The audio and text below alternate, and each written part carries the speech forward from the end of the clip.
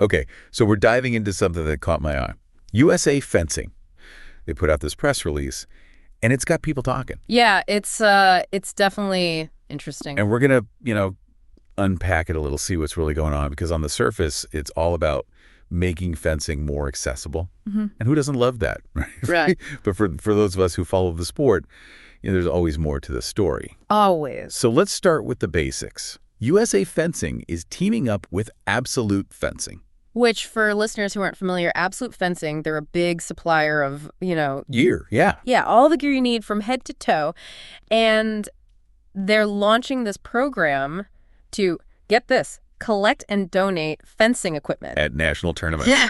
Exactly. So smart, right? I mean, talk about a captive audience. Right. As the article mentions making fencing more accessible, specifically in under-resourced areas. Right, that's what caught my attention. This seems like they're trying to reach a whole new audience. Yeah, and I think that's huge because fencing, let's be honest, it often gets this rap as being like an elite sport. Right, it's got that reputation. And that's partly because of the cost barrier. Gear is expensive, lessons aren't cheap, and then you factor in travel for competitions. It adds up fast. Yeah, for sure.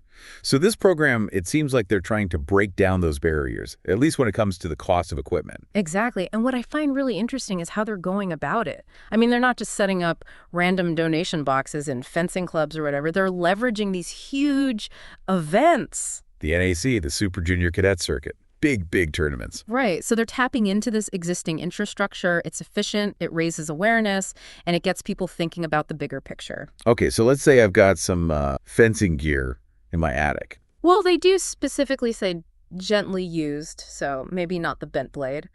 But they are open to a wide range of stuff. I mean, the article lists blades, masks, lame, even body cords and scoring equipment. Oh, wow. So like the whole shebang. Pretty much. And the article even mentions that the list isn't limited to those specific items, So like if you think it might be useful, just go for it. It seems that way, which I appreciate. It shows that they're trying to be flexible and meet the needs of different communities. Right, because a beginner fencer, they don't need like the absolute top-of-the-line gear. Exactly. A lot of times, kids are growing so fast, they outgrow their gear before they even have a chance to, really wear it out. So I'm picturing these huge bins at these tournaments just overflowing with fencing gear. Right.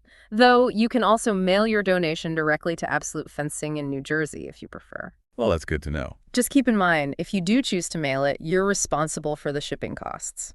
Makes sense. Okay, so bottom line, USA Fencing is trying to make fencing more accessible. And not just paying lip service to it, Yeah. They're actually putting a system in place. And it'll be interesting to see how it all plays out. Like, will we see a surge in participation from under-resourced areas? And will it change how people view fencing?